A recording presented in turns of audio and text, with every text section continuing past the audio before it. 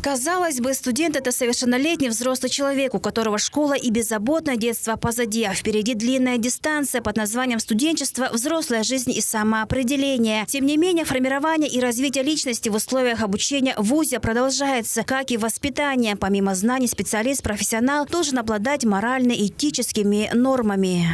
Сегодня высшее учебное заведение не просто готовят специалистов, хороших специалистов, но и воспитывает личность с достаточно хорошим уровнем мировоззрения, воспитывает патриотов. Мы с вами говорим о том, что как бы три кита, на которых стоит сегодня ВУЗ, это образование, это наука и это, конечно же, воспитание. И вот, собственно говоря, сегодня мы, опираясь на эти, скажем так, краеугольные камни, и проводим такой семинар. Формат работы, сочетание лекционных каких-то моментов и работы в группах. Преподавание социально-гуманитарных дисциплин должно тоже испытать определенный качественный скачок. А преподаватели социально-гуманитарного блока должны понимать всю степень ответственности за все эти процессы, в том числе и за воспитательную работу. Общее понятие, как патриотизм, подразумевает уважительное отношение к языку своего народа, толерантность, гордость за социальные и культурные достижения своей страны, историческому прошлому Родины, обычаям, традициям и многое другое. С 1 сентября в вузах страны начнут изучать новый модуль «Основы российской государственности». Человек должен знать свою историю. Причем, если вспомнить 90-е годы, там был такой наплыв учебников, что очень сложно было определить, все-таки какая точка зрения у какого автора и так далее и тому подобное. Поэтому сегодня мы как раз с вами говорим, что вопросы воспитания, вопросы понимания и знания своей истории, они, конечно же, должны отвечать основному главному требованию. То есть это воспитание в людях чувства патриотизма. Знания должны стать частью мировоззрения человека. И только преподаватель, который сам обладает таким большим багажом знаний и знает, как это донести до студента, только такой преподаватель может действительно добиться хороших результатов. Обучающий семинар проводят в очень интересном и, возможно, непривычном для преподавателей формате. Участники разделены на группы, представления, выбор модератора и обсуждение важных вопросов. Например, формы и методы молодежной политики и воспитательной деятельности в университете.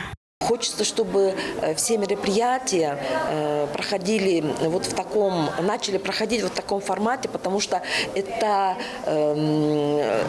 задает новый тон нашим преподавателям, как дальше строить свои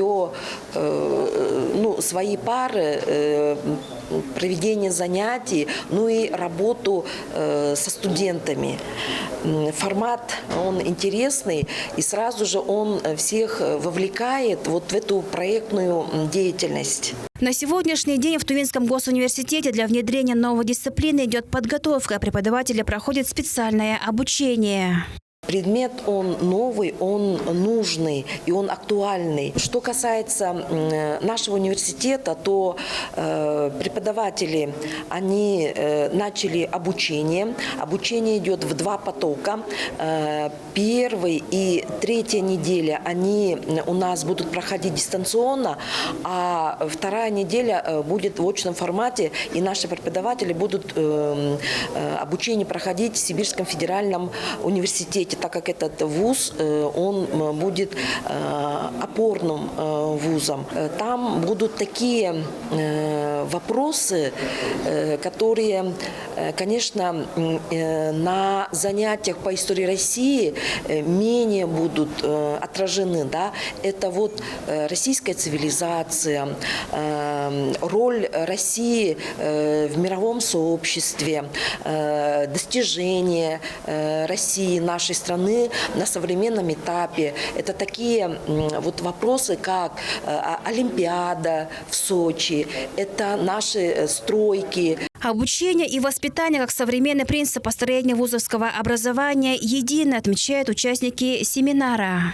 Вуз воспитания – это единое целое, потому что как только студент переступает порог нашего университета, да, он погружается в ту, во-первых, социокультурную среду, воспитательную среду, без разницы какого направления, и уже формируются какие-то дополнительные компетенции у нашего студента. В внеучебном процессе, да, студенты вовлекаются в какую-то определенную деятельность. Любую, трудовую, научную, творческую, духовно-нравственную, гражданско-патриотическую, без разницы. Там, где ему нравится, где его душе хорошо. Студенческие отряды, да, мы набрали уже достаточно большое количество оборотов, потому что это команда, это единство, это где студенты одинокие, не знают, куда определиться, чем заняться. Они приходят к нам, они попадают в тот процесс, из которого выйти легко, но потом они все равно возвращаются. Это называется болезнь, студенческие отряды. Во-первых, они там находят друзей. Во-вторых, они получают новые профессиональные компетенции. И в-третьих, они зарабатывают. Программа нового модуля «Основы российской государственности» обеспечит формирование универсальной компетенции в соответствии с требованиями ФГОС высшего образования. Айра Сабуяна, Юна Замато Чур, телеканал Тува 24.